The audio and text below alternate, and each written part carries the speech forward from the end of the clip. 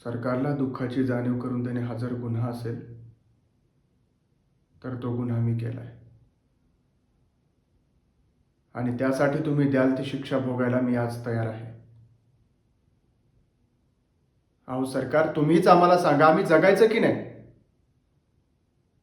शेपूट हालून हालून म्हैस दमती पण पाठीवरचा कावळा उडत नाही. तसाच आत्महत्येचा विचार आमची पाठ सोडत नाही. कोरड्या आभाळावानी कपाळ असणाऱ्या बायका, बिनबापाची पोरं असल्यासारखी माळावर फिरणारी जनावरं,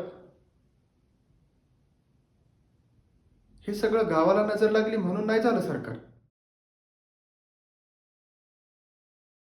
तर गावाकडं कोणाचीच नजर गेली नाही म्हणून झालं.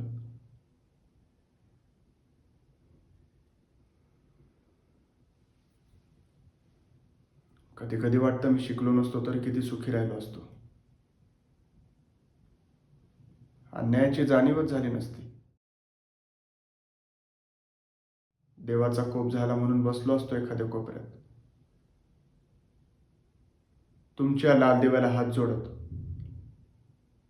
गोचिडासारखं चिकटून बसले सरकार सातबाऱ्याला आणि बुजगावण्यासारखं उभं आहे.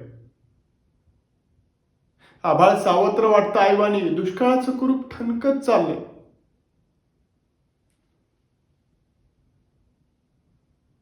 शेतकऱ्यांसाठी कोंडवाडे बांधण्याचं ठरवून सरकार शांत झोपी गेले.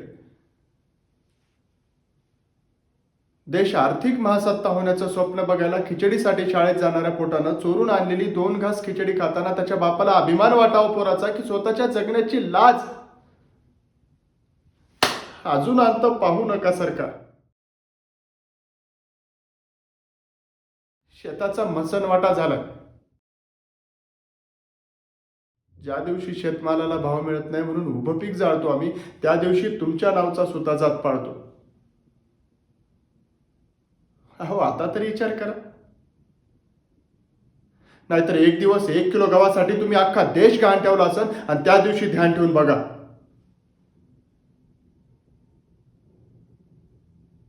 माझ्या पिंडाला कावळा शिवला असेल